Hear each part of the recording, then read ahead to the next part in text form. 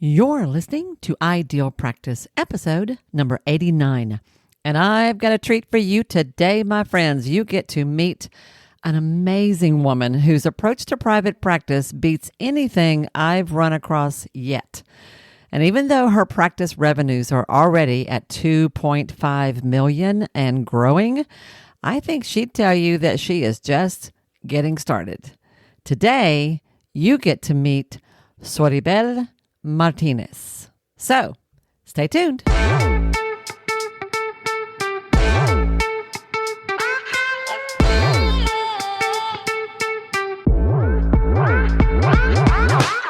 Hi, I'm Wendy Pitts-Reeves, and with over 2 decades of experience in the private practice world, I've built my 6-figure business while learning a lot of lessons the hard way.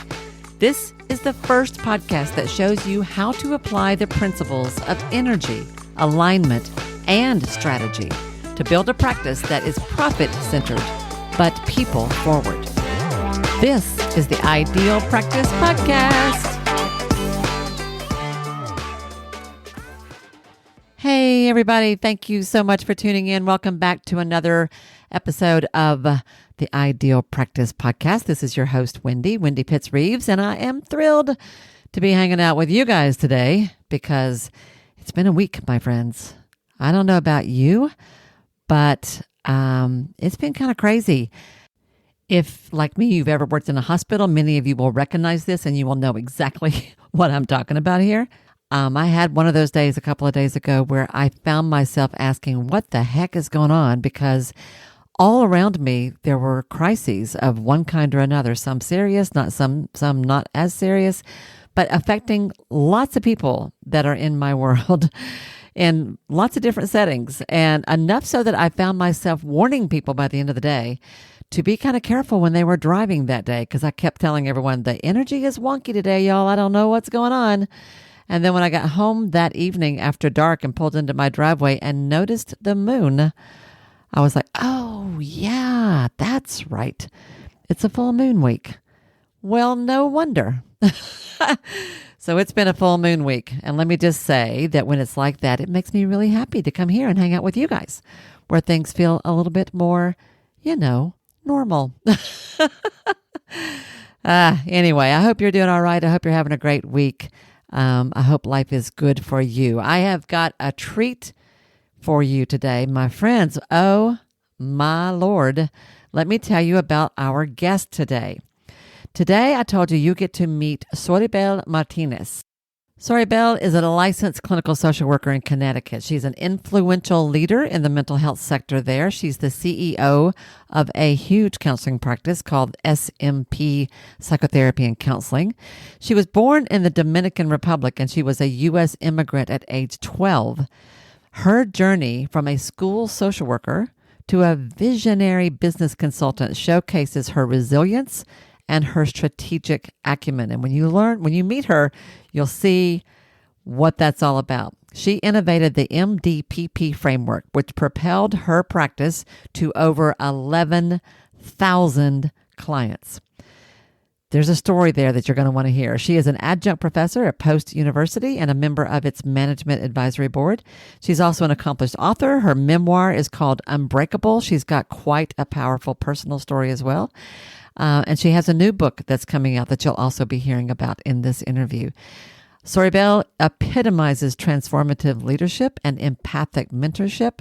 And I would also add to that she is an incredibly creative business founder. She truly is a visionary who has a remarkable way of meeting problems that turn into opportunities.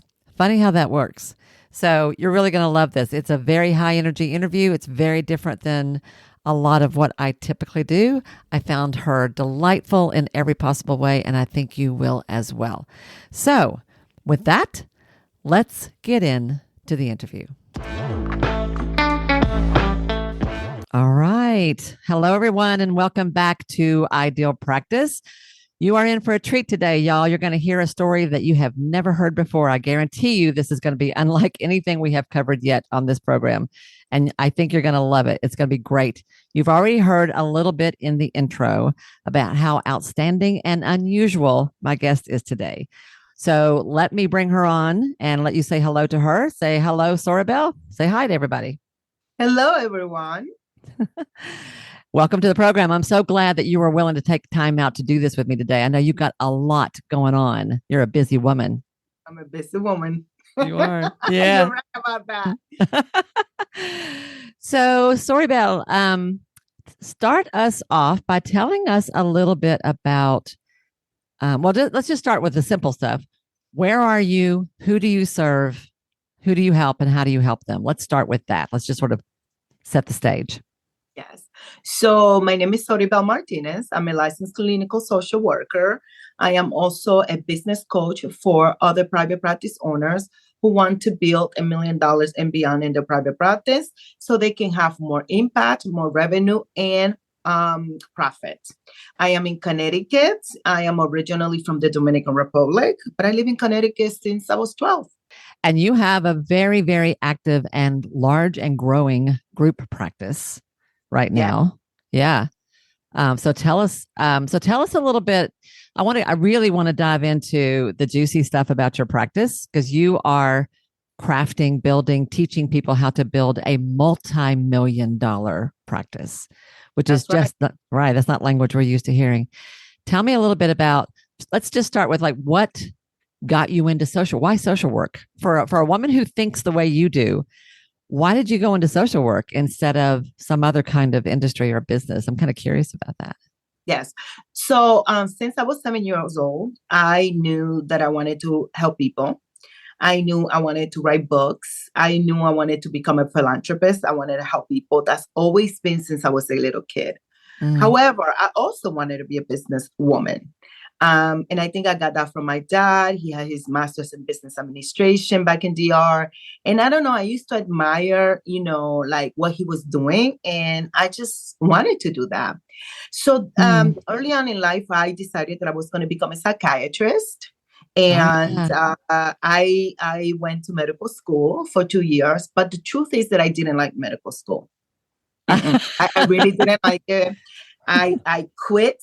I'm not a quitter. But I quit medical school because, I don't know, medicine was not for me. I wanted to learn about behavior and how to change people's life and how to empower people. And they were taking too long to allow me to do that. That was too long. So I came back home and I got a master's in psychology. And the reason why I went into psychology specifically was because I needed to understand my own family dysfunctions. Isn't that where so many people start? That is a common thing. Yeah. Yeah. So I was like, I need to understand why my father is a womanizer. I want to understand why my mom takes a shit. Oh, sorry. That's fine.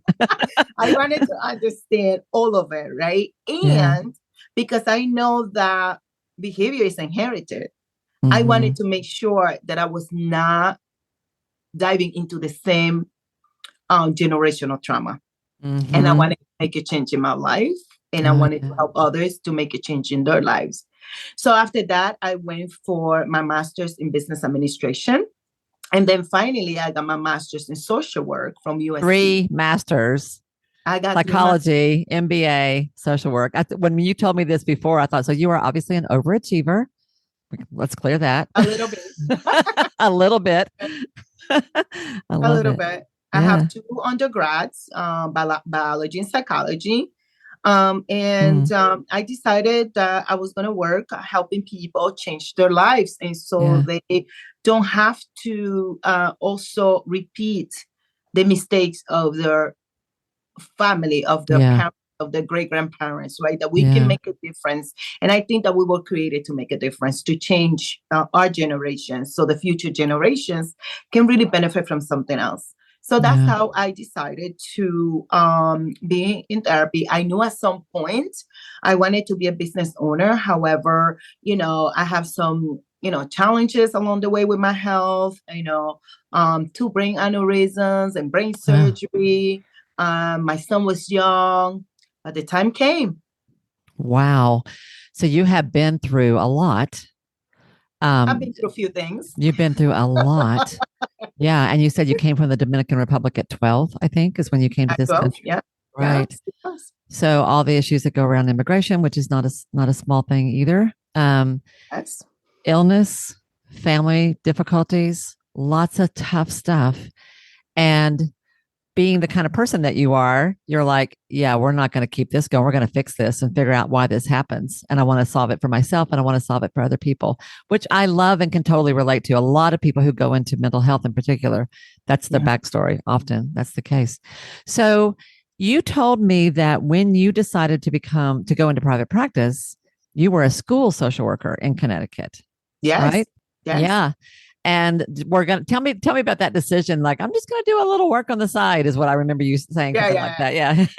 So, because my son was young, I was like, I want to go. I'm gonna go to school to be a school social worker. The 10-month employment. Summers off. Every time my son was off, I was able to be at home.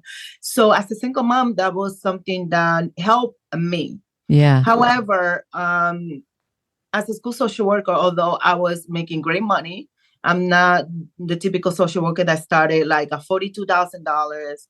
I wanted six figures, and they gave me six figure when I started. And Wow. it was good work. I was helping people, but the thing is, like, as a single parent, after taxes and all the things, and the life that I wanted for my son, $100,000 was not cutting it anymore. I wanted my son to go to private school. He was going to private school. Private school was eating a lot of my funds, right? Because it was expensive, and my son was playing the violin, and I wanted him to have opportunities and to travel and things like that. So I was like, you know what? I'm going to go part-time into private practice so I can fuel some income into my regular income. I can do that part-time after school. I used to work from 7 to 3, and I can go on the weekends, and then in the summer I can do some of that. Yeah. Well, it didn't turn out that way, because when I identified the marketing strategy that I want to implement, and the marketing tactic that I want to implement, and I did it before I even opened the doors to my private practice, I had 150 people on a wait list. Good Lord. Hold on. Wait a minute. Let's catch that. So there's several things you just said that people are going to be going, what? So first of all, you were a school social worker making six figures in Connecticut, which would not happen in Tennessee. So we talked. I remember telling you, Connecticut either. Right? It is a huge there, and this is one of the things I love about the podcast, is that it gives people a chance to get a window into what life is like in different parts of the country, and how the numbers are different in parts of the country, and what sounds awesome in one place sounds terrible in another place, and vice versa. So you were making 100,000 plus as a school social worker, which is crazy in my mind. But in Connecticut, I'm guessing that's not that unusual. And that even on that salary, it still wasn't enough to meet what you wanted for your kid, for your family. Right. And so you're like, schools are easy. I've got my hours are great. I got my summers off. I can do a little bit of this on the side. Sure. I'll just start a little practice to get a little money on the side. But because you have a business background, which is extremely unusual, you knew things the rest of us don't know starting off. So did you just say that you had 150 people waiting for you, like referrals, like clients waiting? Yes, waiting, and the door weren't even open, because the truth is that I didn't even have an office space, because I didn't have the funds to rent an office space. And at that time, I was driving my little white on white Mercedes Benz, and I was like, you know what? I'm going to start with what I have. And what I have is my car. And I'm going to turn this car into an office, and I'm just going to offer in-home services. I had done in-home services before with ICAPS, different programs in the community. I'm going to do this. And when I saw the 150 people on the wait list, I knew that alone I was not going to be able to do that, of course. Yeah. And I said, you know what? This is going to be a solo practice. We got to go into group practice. And that's what I did. I never was like a solo. I went from like solo to group, all happening.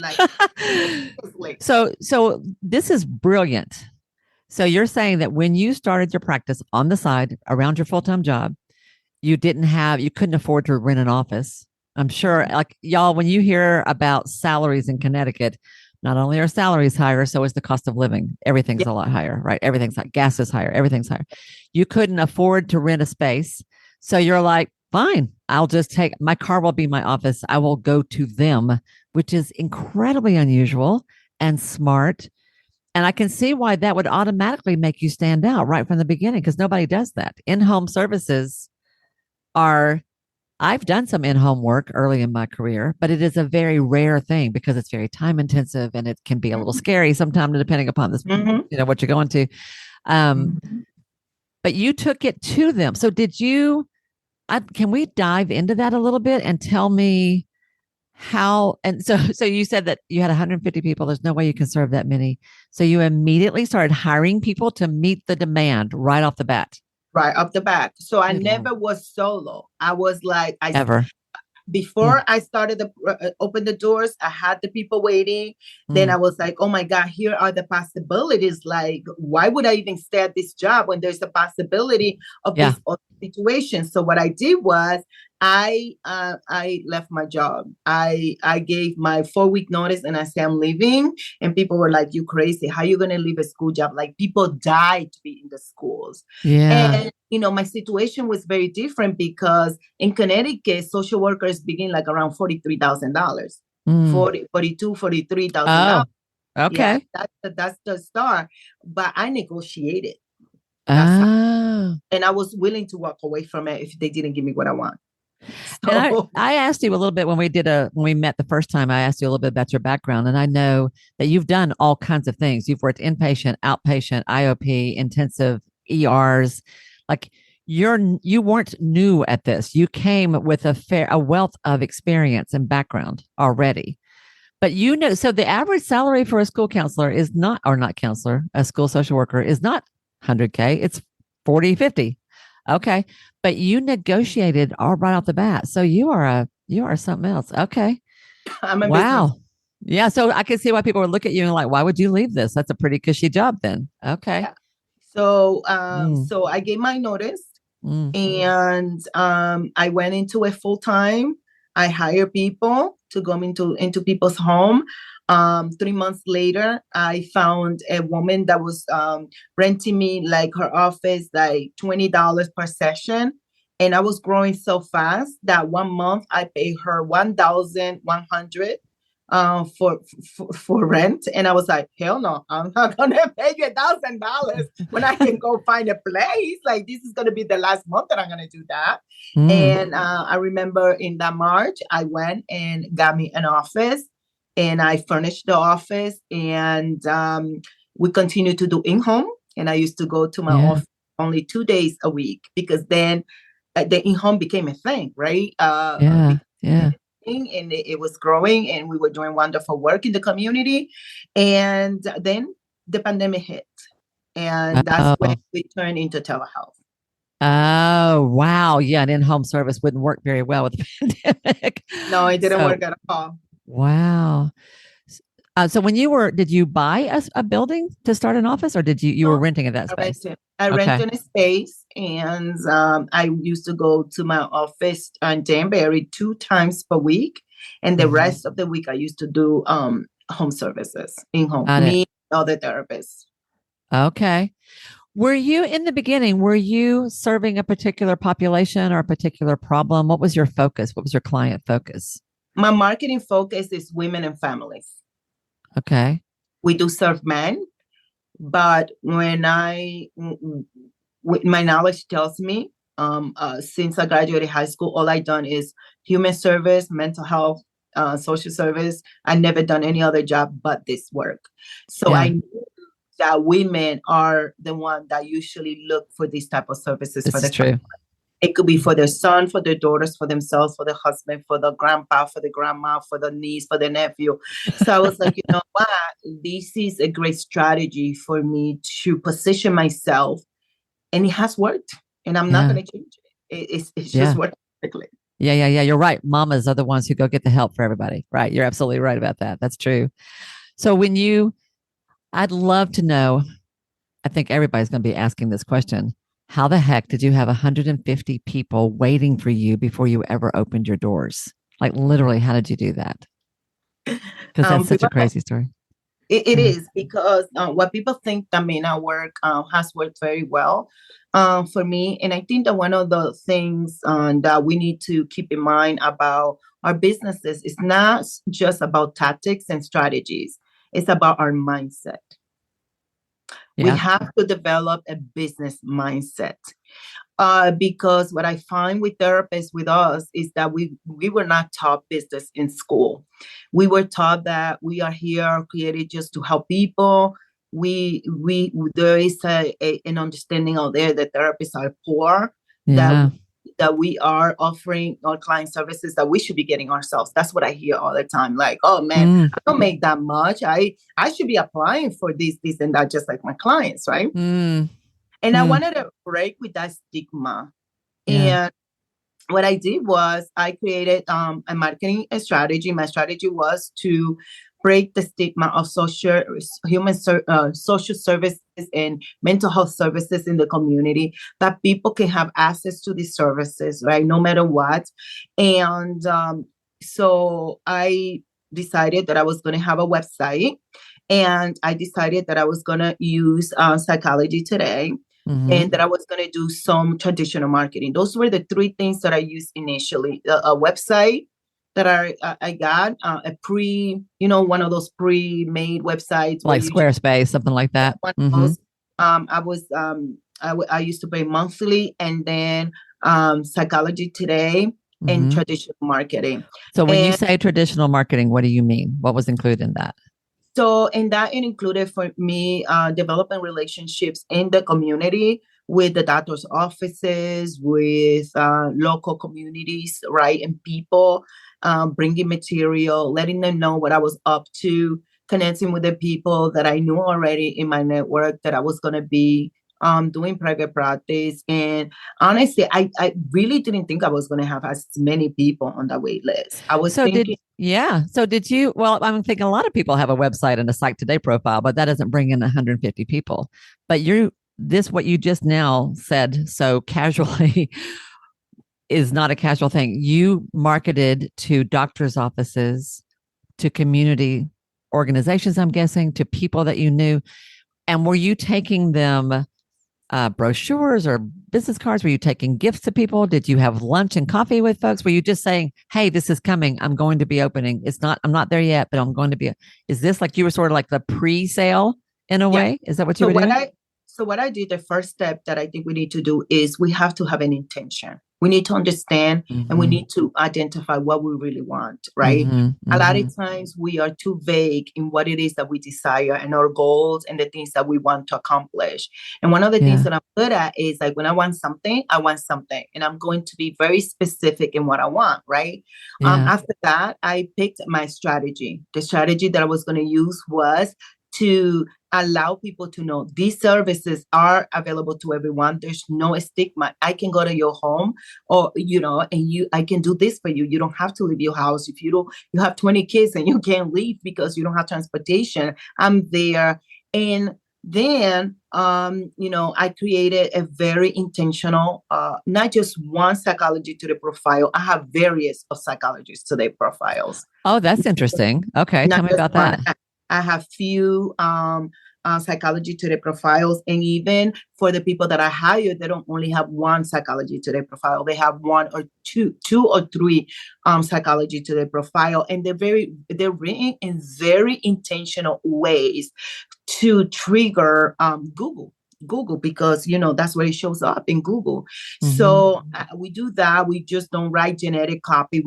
We write specific copy to the ideal client of that particular independent contractor or employee, and that's what I did for mine, right? And then after that, I created a brochure and an introduction letter that I will send to people, right, or bring to people, and then I presented myself the first time, or we send it by mail, and then we will follow up. Like back then, go ahead.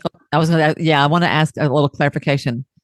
Two things. First of all, with the having more than one Psych Today profile is a new idea, which means you're paying for 2 or 3 profiles, right? You're paying 2 or 3 times the monthly amount but what was the difference? Were you creating a profile with a different zip code, with a different target audience with a, like, what was the difference between the 2 or 3 profiles that you had? One profile always goes with the person's name, where the picture and their name, and the other profile goes with the person identifiable ideal clients, their credential, but it goes under the practice name. Got it. And what I do is the zip codes that I utilize for that one profile, I don't utilize it for the practice. I use different zip codes, so we have a broader reach of audiences, and the copy has to be created specific to the ideal client that that person serves. Yep. I guess it's true that we pay 1, 2, but how much? $60 for 2 profiles. Right. One client would pay for that. Right. One session. Absolutely. One session we pay for that, and I have one profile since I started that has hundreds and hundreds and hundreds of calls. Yeah. That profile is like, it's like on fire. Thousands, like 100,000 of people has looked at that profile. So that would be a good thing for people to go look at as an example, for sure, right? Because I will tell you, like, one of my pet peeves is Psychology Today profiles, because they are, and no judgment, not trying to judge anybody, but we are not taught this, so nobody knows how to do it another way. But they are all incredibly vanilla. They all say the same thing. They all sound the same. You can't tell anything about the person who's doing the providing the service, and you can't tell who they serve. It drives me a little nuts. But so in the very beginning, check mine out then. Yeah, I'm going to. You got it. I should tell everybody. We should put a link to your Psych Today profile. But when you were just getting started. I mean, again, you had a full-time job. This was a side gig. Did you, from the beginning, have a brand or a practice name, a business name, plus your individual personal name? And so you, right from the beginning, you were profiling the practice quote and yourself. Okay, that's really smart. The practice, from the get-go, the first thing I did was register my name. I from the get-go, I have my logo. I had my identifiable ideal clients were families that I was serving, and I presented that to the doctor's offices. I presented that to the people, and then I would go back if they wanted to meet me, so they can ask me questions. I will come back and answer those questions. And to these days, the first doctor office that I can still remember where they're located, they still send referrals every single month. Not 1 month that they don't send referrals. Love it.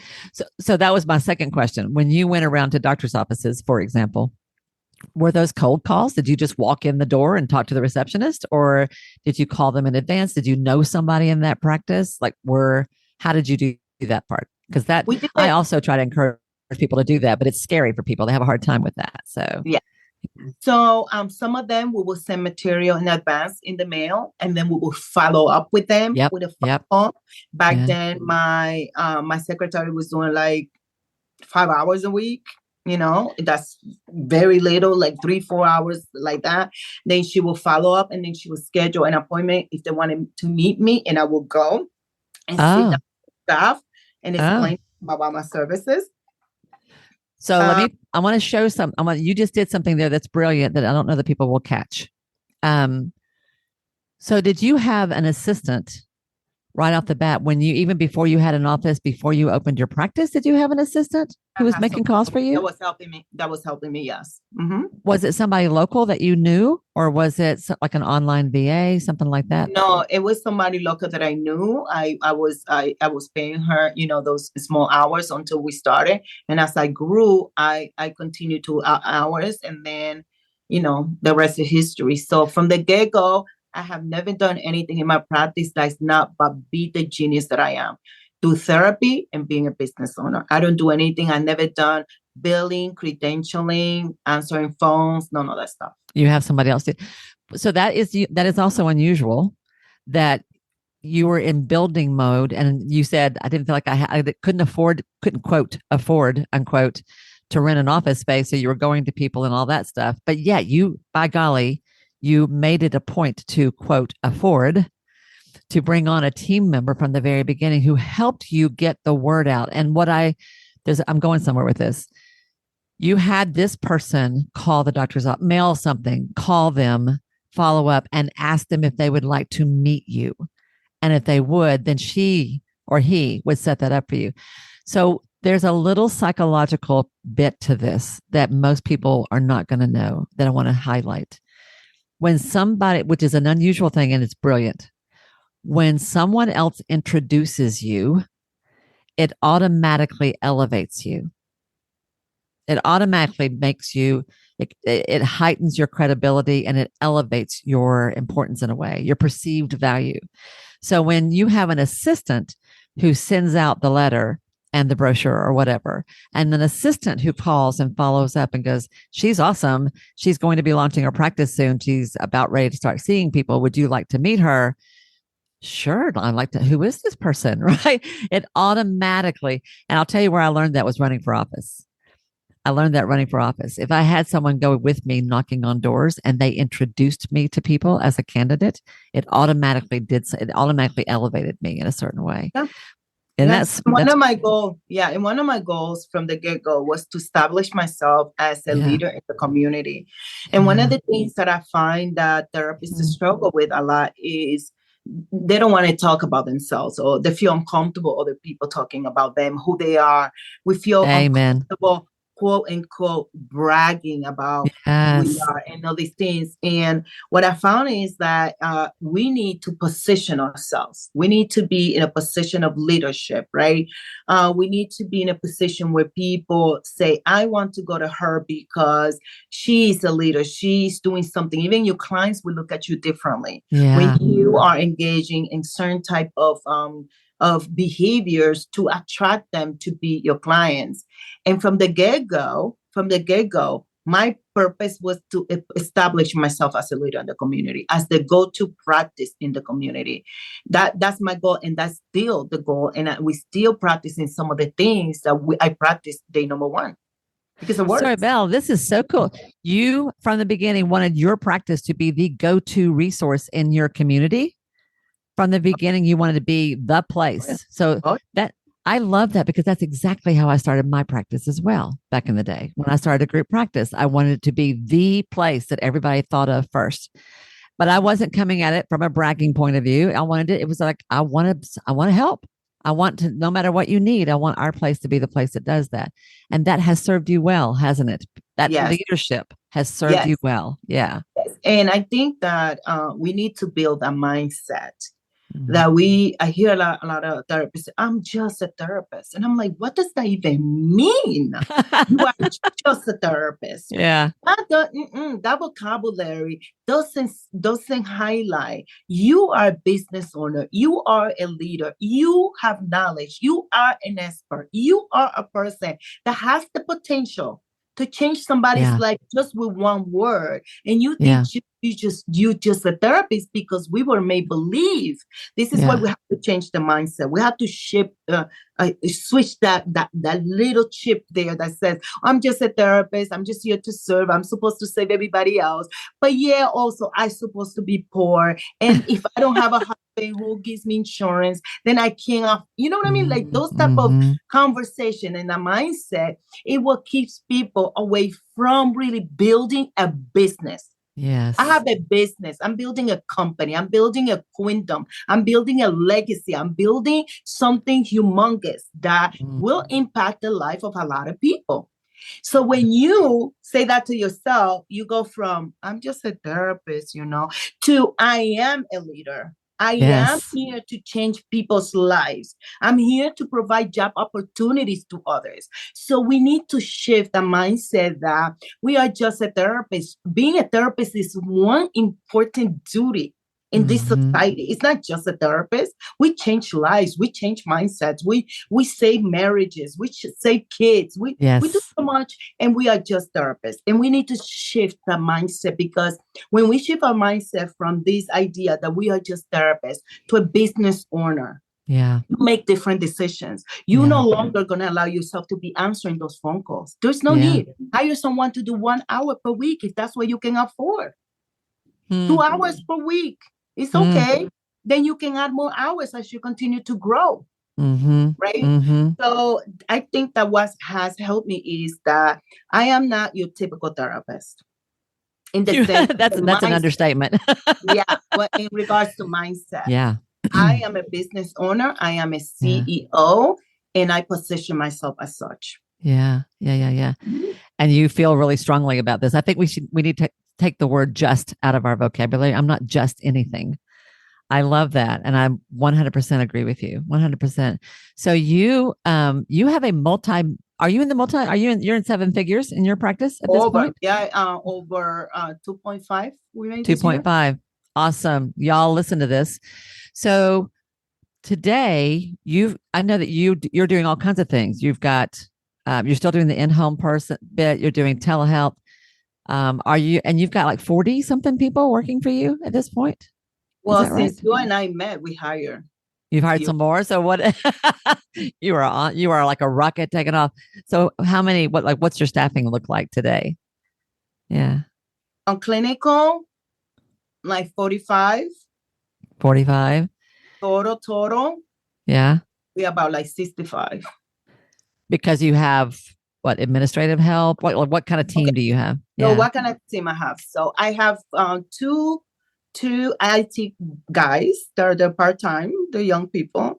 Okay. I have my my service coordinator slash of my office manager. She's soon going to transition to just office manager because I'm hiring a phone person that can answer the phones live now. From 8:30 in the morning to 7 p.m. We're going to have two people doing that work. Wow, that's huge. We do have a billing department. I've never done billing. I don't know how to do billing, and I'm not interested in learning either. That's why I hire people that are competent, that they're genius in that. We have a credentialing department that takes care of all the credentialing from all the therapists that we hire. I have a writer, a professional writer that writes every single profile for our website and for Psychology Today because it's very intentional, very intentional the work that we do. We have our payroll department and we have an HR department. Goodness gracious, that's a lot. Okay.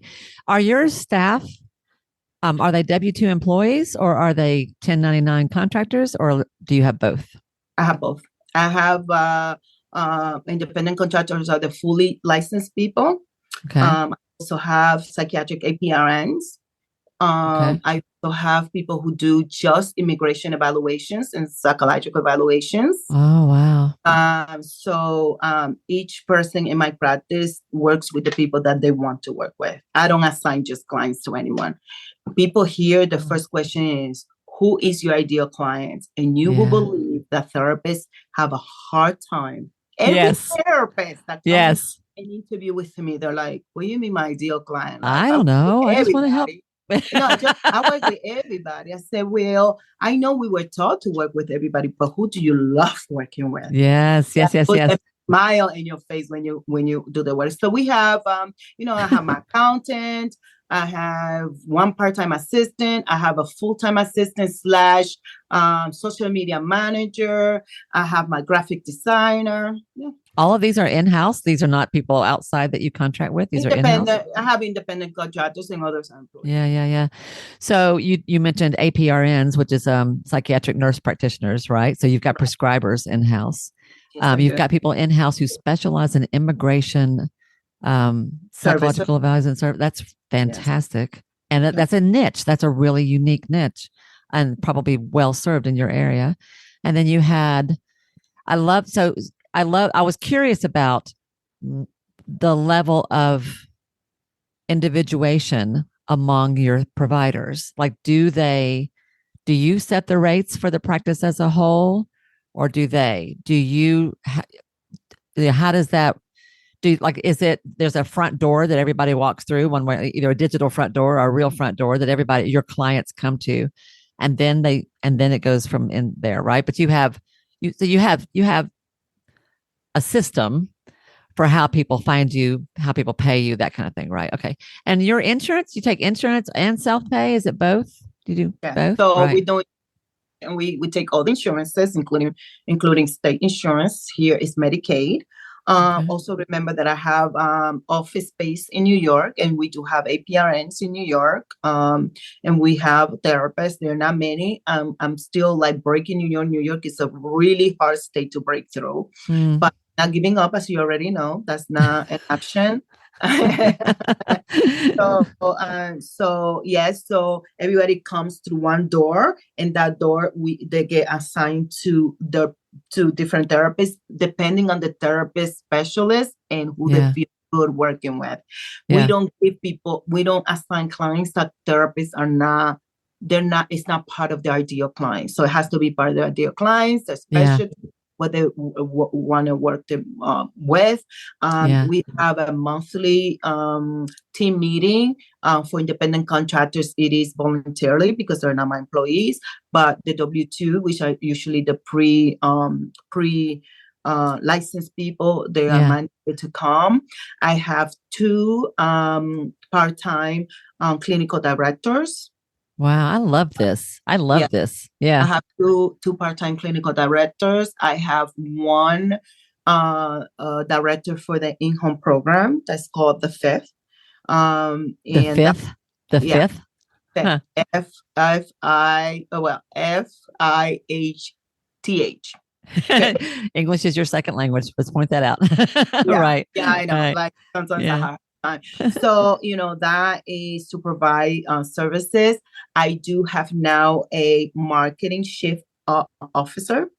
He's going to be overseeing all the marketing efforts and everything, both online and traditional, including advertisement. So we're going to scale up to more refined marketing strategies like TV, radio, billboards. Oh, you're going all out. Yeah. All of that stuff. Yeah.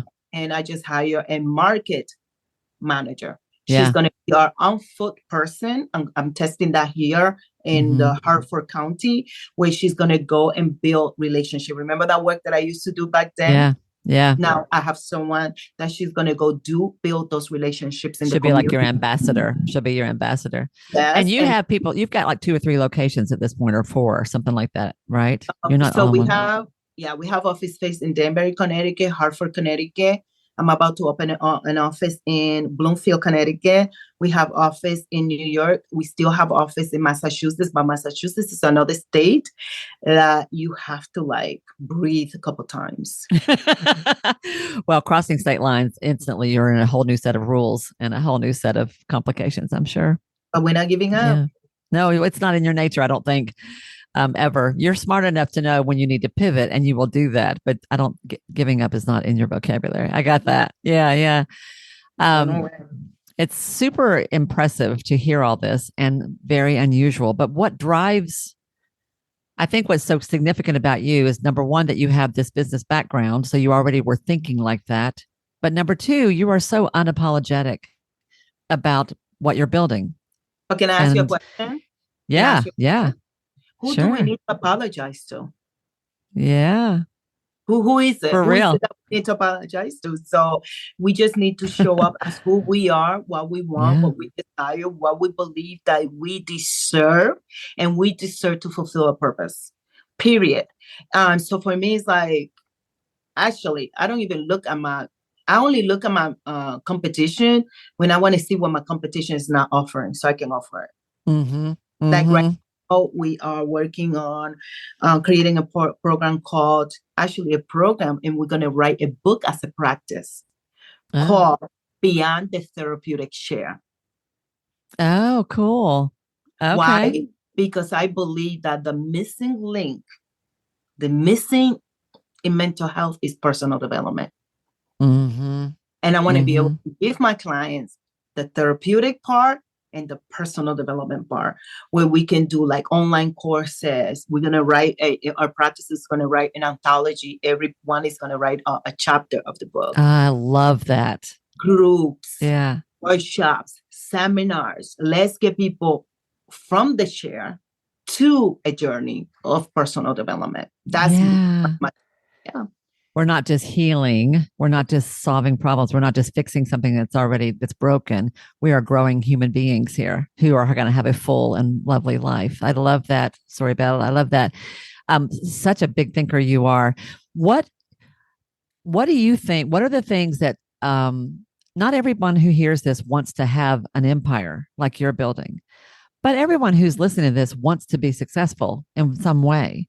What do you think are the key? What are the drivers for any therapist who have maybe not $1 million practice, maybe a $500,000 practice, maybe a $200,000 practice, but still a financially sound practice? What do you think people need? What makes that work for folks?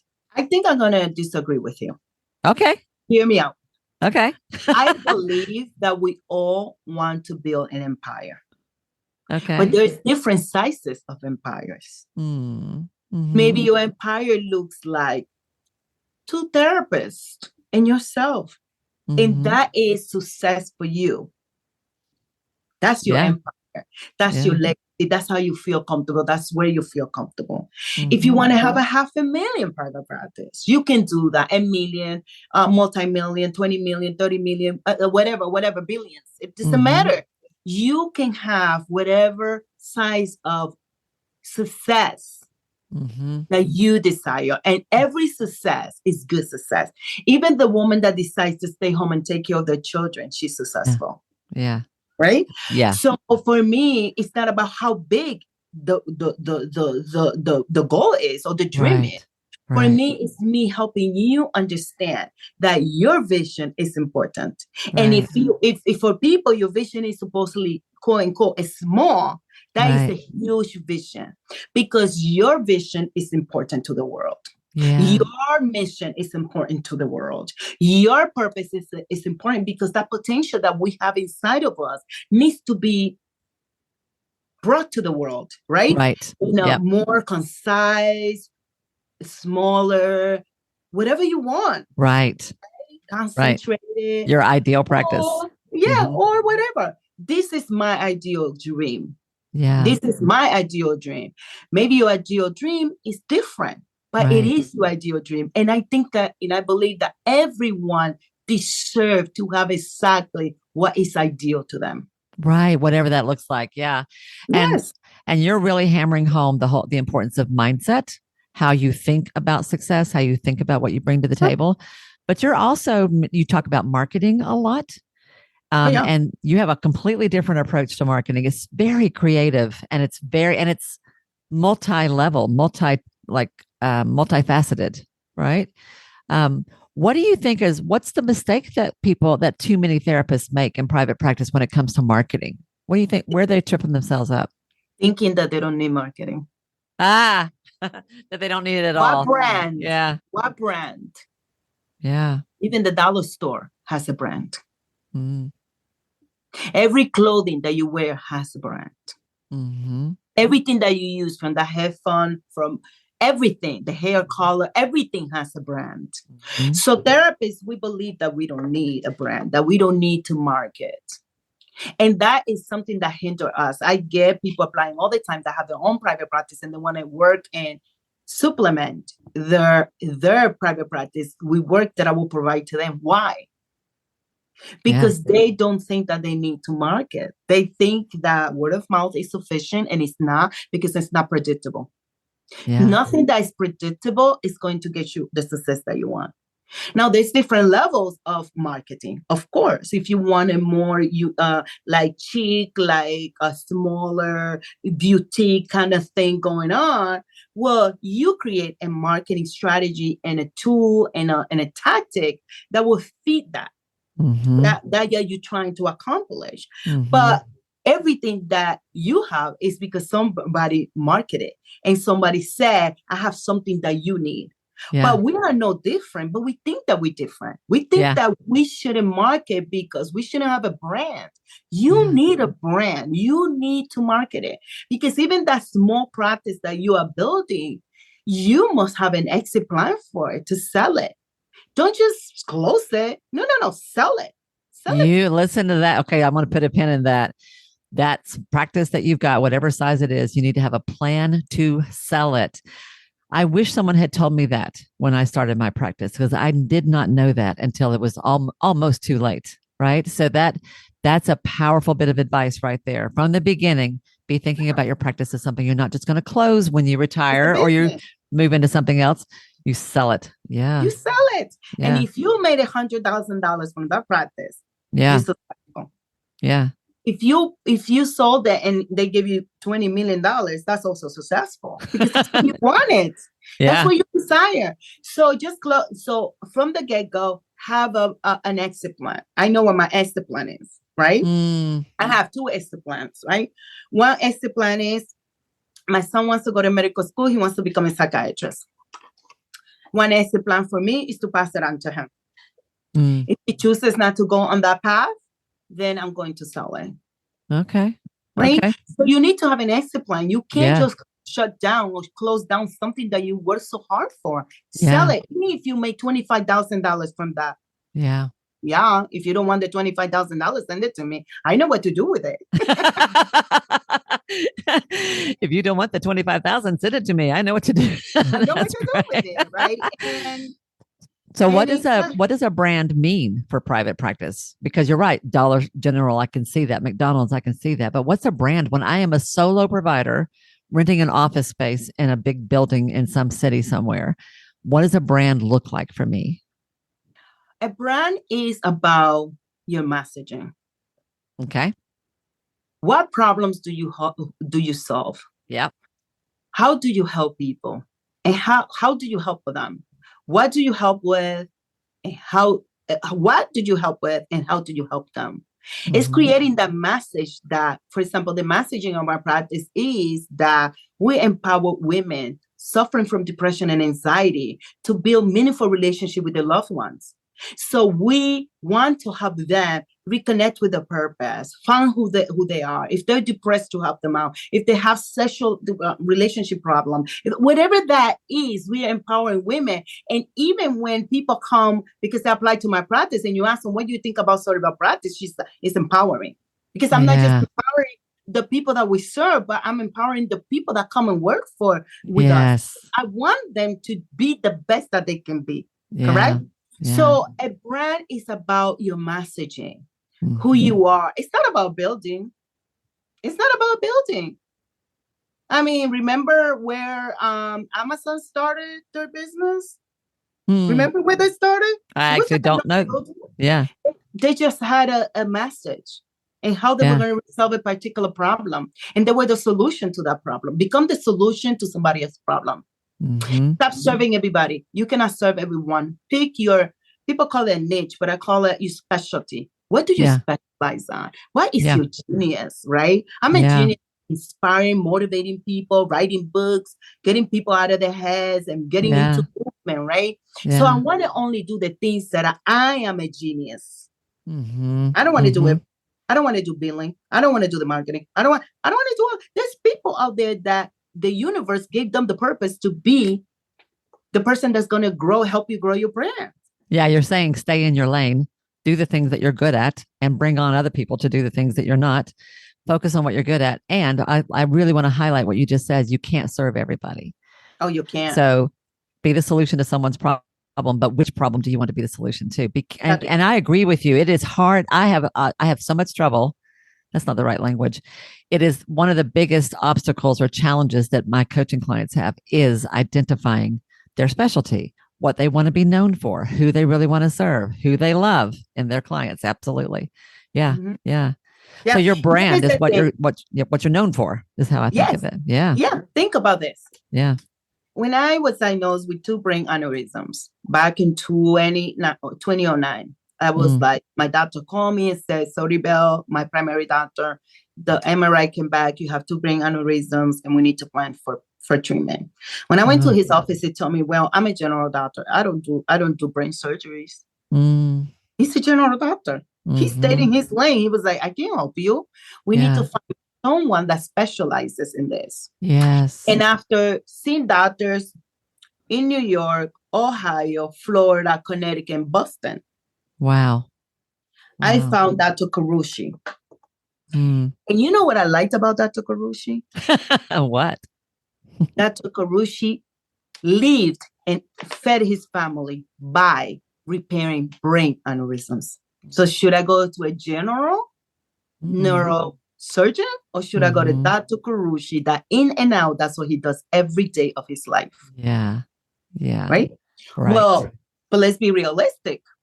The general neurosurgeon would have charged me $25,000 for the surgery. Dr. Kurushi, it was $1 million. My surgery was a total of $1 million. Goodness gracious. You know why? Specialize in something. He knows things that other surgeon don't know. He utilized machinery and all this stuff that the average person didn't know about. And he is part of the reason why I'm here. So what did the insurance pay $1 million to this man and the hospital and all the things? Of course was worth it. But Dr. Kurushi was not walking out there saying, I fix every single brain issue that there is under the sun. He said, no, I only repair brain aneurysms. Yeah. And when he said that and he started explaining himself, I was like, this is my man. He knows what he knows what he's doing. Yeah. He knows what he's doing. Yeah. So we therapists need to think about that way. Yeah. You can even be a generalist and charge $100 per session, or you can specialize in something very specific and earn more money. And what I love about this is that you have found a way, because you are clear about how to make money from the beginning, to provide services for people who can't afford as much. You take Medicaid. Is that right? So it's not that you only serve the uber wealthy. Oh, no, actually, you serve everybody. Yeah. Yeah. And actually we have a grant that serves undocumented folks. A grant that serves undocumented folks. That's great. So, which is what I always come back to. When you make good money and you run a business that operates like a business, you can find lots of ways to help people, lots of ways to make a difference. This is what we bring to the table when we allow ourselves to be as successful as we are meant to be. Yes. Soribel, I love the way that you just called that out and are like, no, everybody wants to build some kind of an empire, even if it's just you or you and two people. Somebody want an something. Empire. Yeah, it's still an empire. I love that. So tell people, first of all, what's the name of your practice? I know that you are doing lots of things, but what's the name of your actual practice? SM, Psychotherapy and Counseling Services. S as in Soribel. M as in Martinez? No. Samuel Martinez, my son's last name, Samuel Martinez, Psychotherapy and Counseling Services. Most people think it's Soribel Martinez. Yeah. Okay. I just told you my secret. No, it's out there. Awesome. Because I think people might want to go look that up. And I want to make sure we link to your practice in our show notes. You've also written a couple of books. You've got a new one coming out, and you were just now talking about a third one you've got planned. Tell us about the books that you've got out there and where people can learn more about you. So my first book is a book about resiliency. And I told my stories of how I overcame Unbreakable challenges. It's called Unbreakable. And it's still my stories of how I overcame. I can send you a copy, Wendy. Yeah. How I overcame immigration, brain surgery, the loss of my unborn child, 36 weeks of gestation. I talk about the women around me. I talk about overcoming religious trauma. And then I talk about how I opened SM Psychotherapy Counseling Service and some of the challenges. And then in that book, I wrote a chapter about business. And this other book is the answer to that chapter on Unbreakable. It's called Multi-Million-Dollar Private Practice, How to Build a Mental Health Practice that Creates a Massive Impact, Support Your Dreams, and generate millions of dollars consistently every single year. Love it. Love it. She's got, and is that out or is it available for pre-sale? That is on pre-sale. If you go to mndppbook.com, I am gifting $1,000 of bonuses to those that pre-order it. Awesome. It's a pre-order on Barnes & Noble right now. Okay, great. We'll make sure we link to all that too. It looks really cool. Both of those books look really cool. You are a phenomenal creator. You're really good at recognizing a problem and coming up with not just one, but many solutions, many ways to address that problem. You're really good at finding new ways to serve people and new ways to create income as well. And I adore this, Soribel. You also have a wicked sense of humor. And it's really, really, really, really fun. So where would you want people to go who want to like, I want a little bit of what she's got. Where Okay. do you want them to go? First, before I say that, I want to Yeah. say this. Remember when I told you in the beginning, when I was a little girl, I wanted to become a philanthropist. Yeah. So a lot of this is not just for me. A lot of this Yeah. is also to help other people.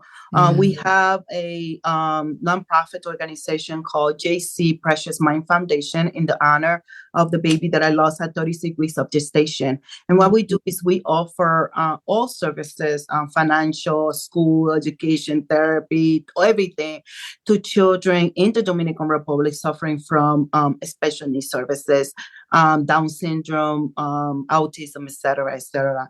So Wow. this is not just for me. Yeah. This is so much bigger than me. I'm just the Yeah. vehicle that the universe has selected to bring it into fruition. Mm. And now, how can you find me? I'm everywhere. You can go to soribelmartinez.com. That's where you're going to find all the services that I offer. I offer courses. I have online courses. I do seminars. I do the things, right, to help Yeah. other private practice owners to become who they want to become. $1 million is just a number. It's a number of how many people do we impact every single year? 2 million, 3 million, 20 millions. It's Right. just a symbol of how many people we are impacting in the community. And, you can find me on social media, Soribel Martinez. I'm on YouTube. I have YouTube videos teaching different aspects of what I teach about resiliency, how to become resilient in your business, all of that stuff. You can find me on YouTube as Soribel Martinez, LinkedIn Soribel Martinez, Instagram is therapist_Soribel Martinez. I've been Okay. We'll featured. be sure. We'll be Yeah. sure and drop all that in the show Yeah. notes. I know that you have a framework around how to build a multi-million-dollar practice, and that's what your new book that's coming out is going to be addressing. And I know you've got coaching around that as well. Yes. And I hope people will take you up on it because the world needs more of what you are bringing. And I love the foundation. I didn't know about your foundation. That's beautiful. Yes. Really Yes. beautiful. Yeah. It is. Yeah. And it's This is- growing. Now what we're going to do is we're going to start helping women, the moms of the kids, open their own home-based businesses so they can become sustained and they can help their kids. Super cool. Yay for you. You are really something. That's fantastic. So talk about a ripple effect. And I will just say this is what I think happens when women are successful. And I'm going to show, you can accuse me of being biased if you want to, but I think when mama's happy, everybody's happy. That's true. I really do think that when we do well, we tend to make sure that people around us are doing well in both big and small ways. And you are the epitome of that. The epitome of that. That's really great. Sorry, but this has been such a fascinating conversation and so much more than I think a lot of people are used to hearing about. So thank you so much for sharing your vision, your big dream, and the reality that this dream is with us. It's really awesome. Is there anything, as I bring this to a close, is there anything I have not asked you? Is there anything we haven't covered? Is there anything that you feel called to share that you feel like would make this conversation complete?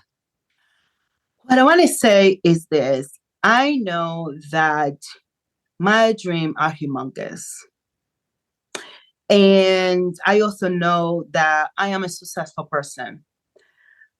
But also, I want you to know that we all successful. In whatever magnitude or miniature that we want to bring that success into the world. You have every single potential inside of you to bring it. Don't let anyone to tell you any other way. Any other way. You have everything that it takes. Go do it. Find the tools, read the books, read about how can you become a real entrepreneur. And stop telling people, oh, I have a little practice. No, you have a business. You have a business that has Yes. the potential to change the world. You know why? Because one person has the seeds of 5 generations. And that could be a whole world in itself. Whoa, that's a writer downer. One person has the seed of 5 generations, and that can change the world. Wow, that's beautiful. What a powerful way to close this. That's great. And you are so right. So stop saying I'm just anything. That's Stop right. saying you already have what you need inside. You're smart, you're beautiful, you're great, you're amazing. You are everything that you need. You are. You just need to allow it to just come out. Let Show it it. go. There's Yeah, nobody to apologize. There's nobody to apologize to. love it. Thank you, Soribel. You are such a treat. I'm so glad I've got to meet you. I hope I'm going to be following you. I want to keep up with how you're doing.